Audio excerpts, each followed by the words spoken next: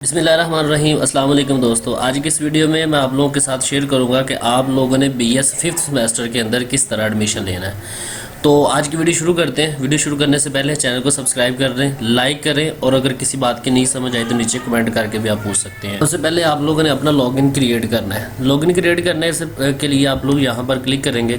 अगर जिन लोगों ने किया हुआ है क्रिएट तो वो जस्ट लॉगिन ही करेंगे। तो आपने सारी इन्फॉर्मेशन यहाँ पर फिलअप करनी है।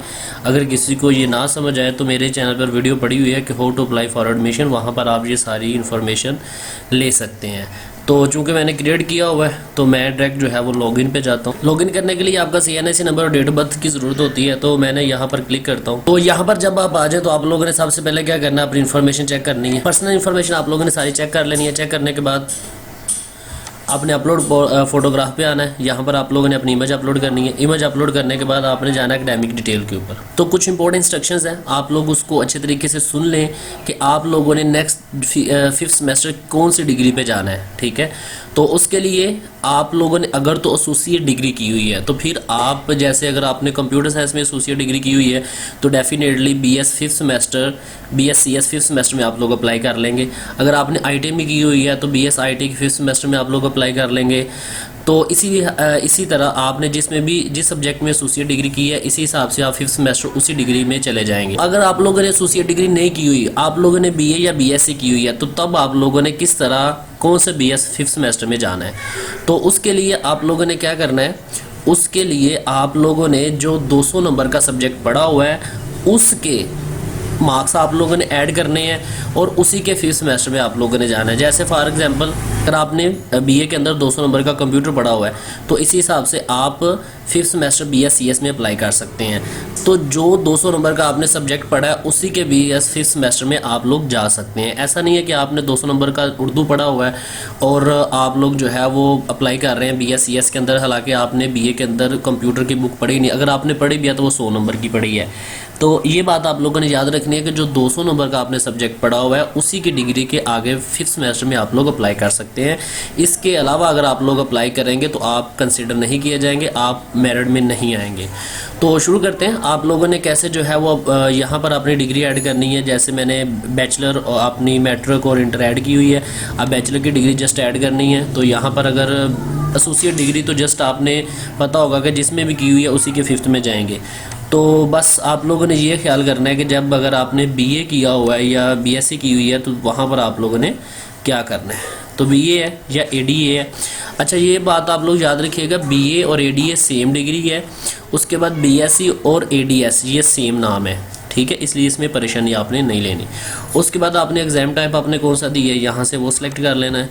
उसके बाद यहाँ पर कौन सी यूनिवर्सिटी से की है, उसके बाद आपका रोल नंबर क्या था, किस साल में पास की है। उसके बाद ऑब्टेन मार्क्स कितने हैं आपके। जैसे फॉर एग्जांपल अगर जो भी आपकी डिग्री के ऊपर लिखे हैं तो रिजल्ट कार्ड के ऊपर वो यहाँ पर आप ऐड कर देंगे।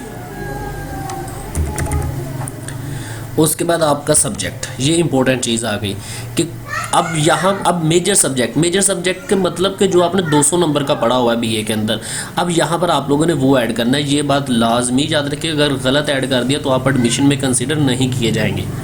तो आपने यहाँ पर कौन सा सब्जेक्ट ऐड करना है जो आपने BA या BSc के अंदर 200 नंबर का पढ़ा हुआ है।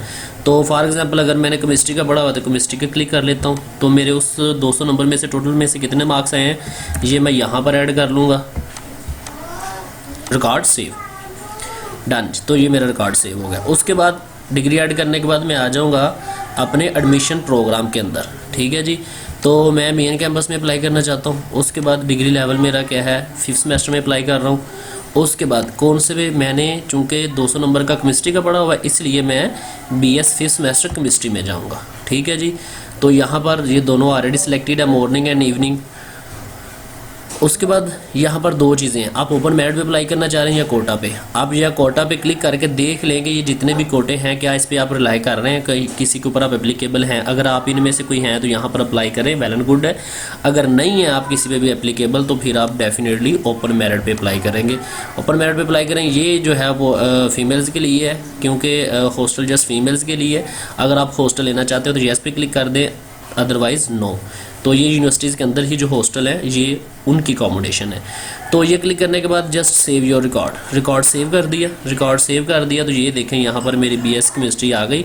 उसके बाद मैं क्लिक करूँगा प्रूफ रीड के ऊपर। प्रूफ रीड का मतलब है कि मेरी जितनी भी इन्फॉर्मेशन है इसमें कोई प्रॉब्लम कोई गलती तो नहीं है, जो भी सारी चीज़ें मैंने सही तरह से ऐड की हैं। तो ये सारी चेक करने के बाद आपने क्या करना है, फाइनलाइज लाजमी करना है। जैसे ही आप फाइनलाइज करेंगे तो तब आपकी एप्लीकेशन आगे प्रोसीड होगी, अदरवाइज़ नहीं होगी। तो जी येस श्योर। और एक बात दो और कि अगर आपने फाइनलाइज कर दी उसके बाद आप कोई भी चेंज नहीं कर सकेंगे। तो ओके पे क्लिक कर दिया। ये देखें मैं वेटिंग पे आ गया, ठीक है। तो ये मेरी वेटिंग पे लग गई है। अब जैसे ही मेरिट लिस्ट लगेगी और उसके अंदर मेरा जिस हिसाब से मेरिट बनेगा मेरा नाम आ जाएगा। तो इस तरह आपने BS 5th सेमेस्टर में अप्लाई करना है। अगर किसी बात की नहीं समझ आई तो आप कमेंट करके पूछ सकते हैं। चैनल को सब्सक्राइब लाजमी करें और अगर वीडियो अच्छी लगती है तो लाइक भी लाजमी किया करें। ओके जी, अपना ख्याल रखिएगा। अल्लाह हाफिज़।